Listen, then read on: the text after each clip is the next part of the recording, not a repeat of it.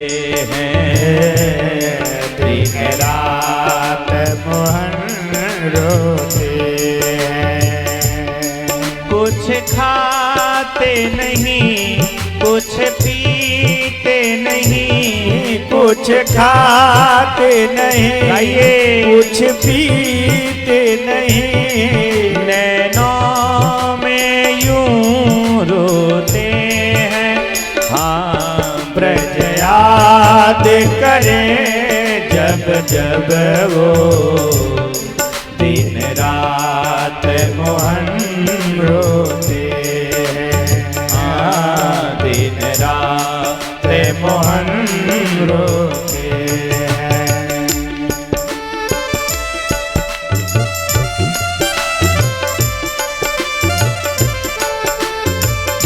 हे गोविंद,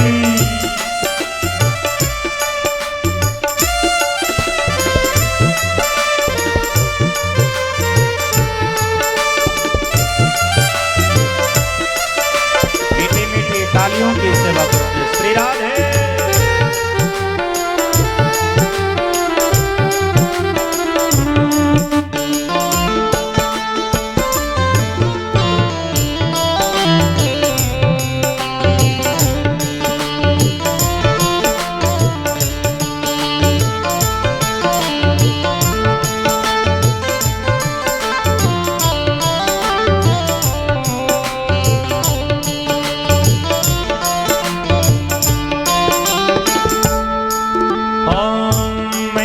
यशोदा ने लाड लड़ाया, ओ मैया यशोदा ने लाड लड़ाया।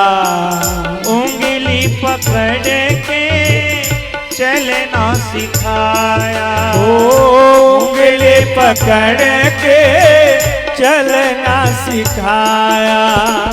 कि हाथों से मुझे को माखन खिलाया, ओ हाथों से मुझे को माखन खिलाया। वो याद करें जब जब वो याद करें जब जब वो दिन रात मोहन रोते हैं। दिन रात मोहन रोते हैं। ब्रज याद करें जब जब वो ब्रज याद करें जब जब वो दिन रात मोहन रोते हैं। दिन रात मोहन रोते हैं।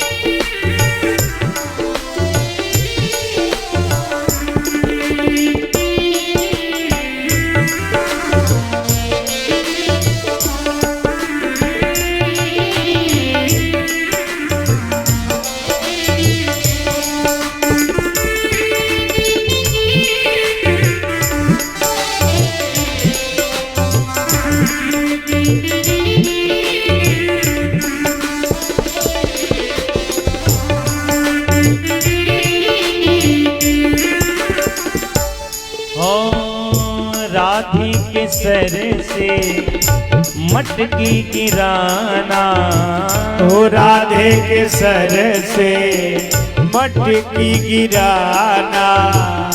घर घर में जाकर माखन खाना, ओ घर घर में जाकर माखन खाना। राधे के सर से मटकी गिराना, राधे के सर से मटकी गिराना।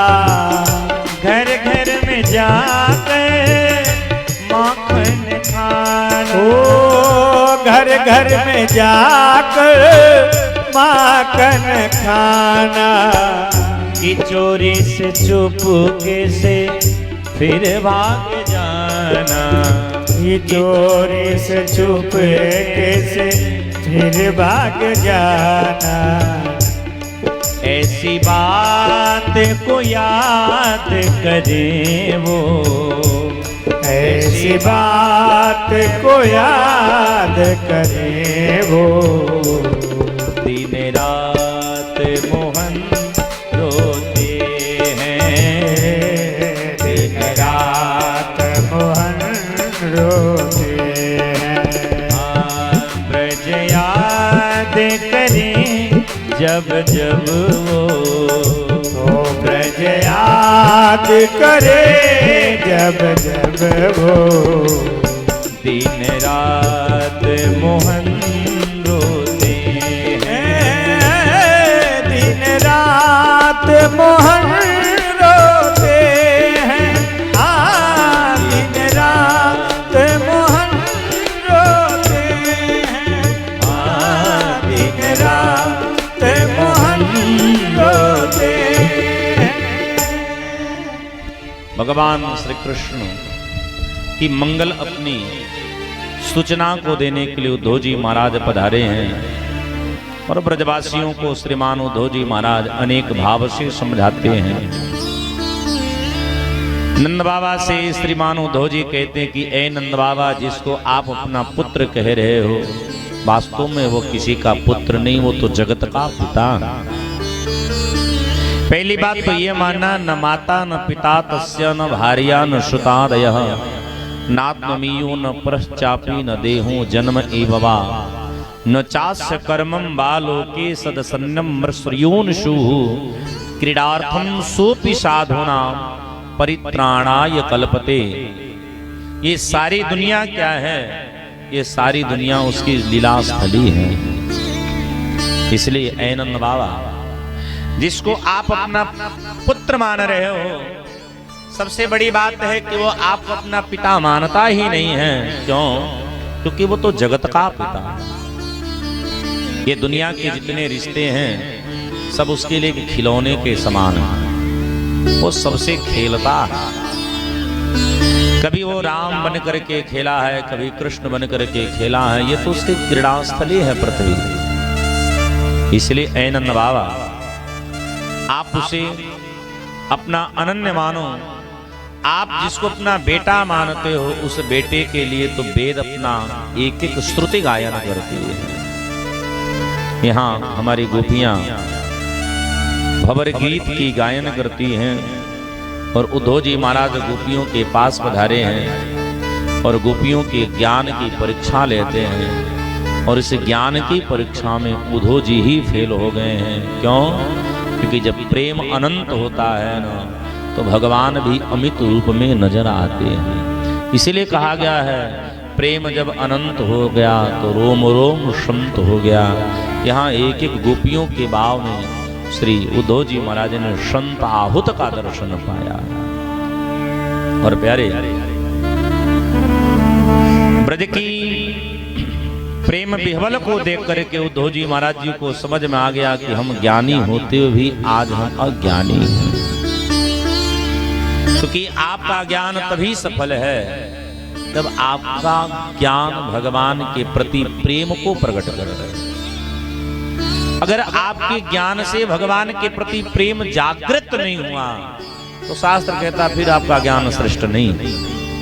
इसलिए असली ज्ञान तो वही है जहां भगवान के प्रति प्रेम जागृत हो जाए। यहाँ ब्रज की हमारी गोपांगनाएं अपने ज्ञान से उद्धव जी के हृदय में भगवान के प्रेम तत्व को प्रकट किया है। उद्धव जी निर्गुण की वर्णन करते ही रह गई, लेकिन गोपांगनाओं ने उद्धव जी को सगुण रूप में स्थापित कर दिया। आगे भगवान श्री अक्रूर जी के साथ में कुब्जा के घर को गए हैं और कुब्जा को मंगल ज्ञान देते हैं। इधर कंस के ससुर का नाम है जरासंध। जो जरासंध मथुरा पर चढ़ाई करता है, कितनी सेना लेकर के जो जरासंध 27 अक्षणी सेना लेकर के मथुरा पर चढ़ाई करता है। बड़े भाव के साथ बोलिए जय सिया राम। जिसकी गणित तेज हो वो कैलकुलेट कर लेना, हम तो 1 नंबर के फेल छात्र रहे। एक अक्षुणी में कितनी सेना होती है? बोले एक अक्षुणी में 2,18,700 सेना होती है। अब 2,18,700 गुणे 27 कर लेना, जितनी सेना हो उतनी सेना लेकर के चढ़ाई किया जरासंध। 2,18,700 गुणे 27 जो बराबर आवे उसमें पुनः 17 का गुणा दे देना। जितनी सेना हो इतनी सेनाओं को लेकर के जरासंध ने मथुरा पर चढ़ाई किया। कहने का तात्पर्य है 27 अक्षणी सेना को लेकर के जरासंध ने मथुरा पर 17 बार चढ़ाई किया, लेकिन हर बार भगवान श्याम सुंदर जरासंध को छोड़ करके सभी दैत्यों का वध करके जरासंध को वापस कर देते थे। तब जरासंध ने एक दैत्य से संधि करी है, जिस दैत्य का नाम है कालयवन। कालयवन ने कहा कि तुम कृष्ण पर ऐसे विजय नहीं प्राप्त कर सकते। क्यों? क्योंकि कृष्ण के ऊपर ब्राह्मणों का आशीर्वाद है। अपने जीवन में कुछ बनना है तो ब्राह्मण के चरण में झुकना जरूर सीखो। क्योंकि ब्राह्मण के चरण में कौन झुकते हैं? बोले ब्राह्मण के चरण में तो साक्षात ईश्वर ही झुकते हैं। भाई ब्राह्मण पूज्य क्यों हैं? तो ब्राह्मण इसलिए पूज्य हैं क्योंकि दैवाधीनम जगत सर्व मंत्राधीनास्तु देवता जे मंत्रा ब्राह्मणाधीनात् तस्मात् ब्राह्मण देवता। सारा जगत किसके अधीन है? बोले देवताओं के अधीन है। देवता किसके अधीन है? बोले देवता मंत्र के अधीन है। और मंत्र किसके अधीन है? बोले मंत्र ब्राह्मणों के अधीन है। इसलिए ब्राह्मण हमारे देवता हैं। तो जरासंध ने कुछ ब्राह्मणों को बुलाया है और ब्राह्मणों से कहा कि ऐसी कोई मंत्र पढ़ो जिससे इस बार हम मथुरा पर जीत जाएं। इस बार अगर हम जीत गए तो तुम सबको हम माला माल कर देंगे, अगर हार गए तो तुम सबको जिंदे हम मौत की सजा दे देंगे। ब्राह्मण डर गए तो ब्राह्मणों ने एक बड़ा प्यारा मंत्र का जप करिए। देखो दुनिया में कोई ऐसा मंत्र नहीं है जिससे भगवान हार जाए। आज तक मंत्र बनी नहीं है। तो ब्राह्मणों ने एक नया मंत्र आरंभ कर दिया। क्या? बोले हे भगवान आप हार जाओ, हे भगवान आप भाग जाओ। यही मंत्र जपने लगे। जैसे कन्हैया के कान में यह मंत्र की आवाज गूंजी है तो भगवान रण छोड़ करके भागने लगे। तो जरासंध ने कहा देखो हमारे डर से रण छोड़ दिया। तो तब से भगवान का नाम पड़ गया। सब प्रेम के साथ बोलिए श्री रण छोड़ माधो भगवान की। भगवान रण छोड़ माधो बन गए। काल्यवन का वध एक मुचकुंद नामक राजा से करवाते हैं और समुद्र के मध्य में एक नगरी का निर्माण करते हैं। उस नगरी में इतने द्वार हैं कि लोगों ने कहा इस नगरी का मुख्य द्वार क्या, मुख्य द्वार क्या। इस नगरी का नाम पड़ गया द्वारिका और द्वारिका के राजा बने भगवान श्याम सुंदर। इनका नाम पड़ गया द्वारिकाधीश। सभी प्रेम के साथ बोलिए श्री द्वारिकाधीश भगवान की। कन्हैया राजा बन गए हैं। बड़े भैया बलदाऊ का विवाह रेवत नामक राजा हैं जिनकी प्यारी बिटियां हैं रेवती, उस बिटिया के साथ हुई है। अब कन्हैया भी विवाह योग्य हो गए हैं। यहाँ कौन कौन लोग ऐसे बैठे हैं जो कन्हैया के विवाह का दर्शन करना चाहते? जरा हाथ उठाओ, उनका हम दर्शन कर लें। आओ जजमान जी, आप नहीं चाहते हैं कि कन्हैया का ब्याह हो? चाहते हैं कि अपने ब्याह करना चाहते हैं? आइए हम भगवान श्याम सुंदर के मंगल विवाह की तरफ बढ़े। राजा से भीष्म को नाम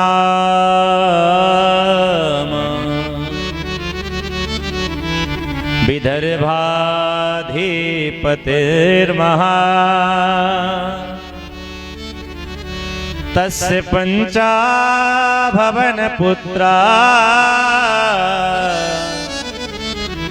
कन्निका च वरानना रुक्मग्रजो रुक्मरथो रुक्मबाहुरनन्तर रुक्मकेशो रुक्ममाले रुक्मण्यां सुषांसति। सुखदेव जी ने कहा एक विदर्भ देश के राजा हैं, नाम बोले भीष्मक जी महाराज, जिनके 5 पुत्र हैं, रुक्मी, रुक्मरत्न, रुक्मबाहु, रुक्मकेश, रुक्ममाली। एक बड़ी प्यारी बिटिया है जिस बिटिया का नाम है रुक्मणी देवी।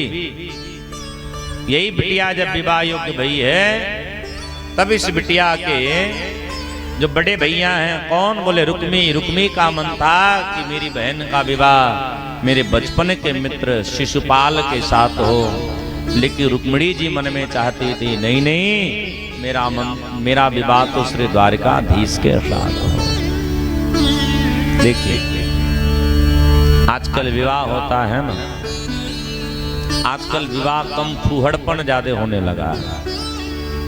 प्रेम से कहिए जय सिया राम। आजकल एक सिस्टम नहीं समझ में आ रहा है। आजकल जयमाल होता है ना, तो जयमाल में दुल्हा दुल्हन को नाचने का क्या मतलब है? वही दुल्हा दुल्हन नाचते हो जेकर कब वो बिहवा न हो रहा हो, शायद वो खुशी से नाच रहा हो। आजकल एक सिस्टम बनता जा रहा है, दुल्हन अपने घरे हैं, दूल्हा अपने घरे हैं, फोन पे सब ट्राई हो जा रहा है, ई गाना पे हम नाचेंगे, ई गाना पे तू नाचेंगे। और मूर्ख की तरह दुल्हा दुल्हन नाचते हैं, उनके मम्मी पापा मूर्ख की तरह ताली बजाते हैं। देखो हमारे छोरा छोरी नाच रहे हैं, अपने आप को समझते हैं बड़े एडवांस हो गए। विवाह में सबसे ज्यादा समय किसको मिलनी चाहिए? बोले विवाह में सबसे ज्यादा समय पंडित को मिलना चाहिए। लेकिन आजकल के विवाह में पंडित को समय नहीं मिल रहा। कहाँ है? बोले जयमाला होते होते 3 बज गए। पता चला दुल्हन मुंह टेढ़ करके इधर फोटो खिंचा रही है, दुल्हा मुंह टेढ़ करके इधर फोटो खिंचा रहे हैं। यही में 3 बज गए। दुल्हा दुल्हन मंडप में आए तो दुल्हा के बाप ने पंडित जी से कह दिया 5 बजे विदाई कराना। पंडित का मंत्र बोलेगा? बताओ हमने कैसे लोगों के लिए मंत्र तैयार करिए? हम तो 2 मिनट में ब्याह करा था। 1 मंत्र है हमारे पास,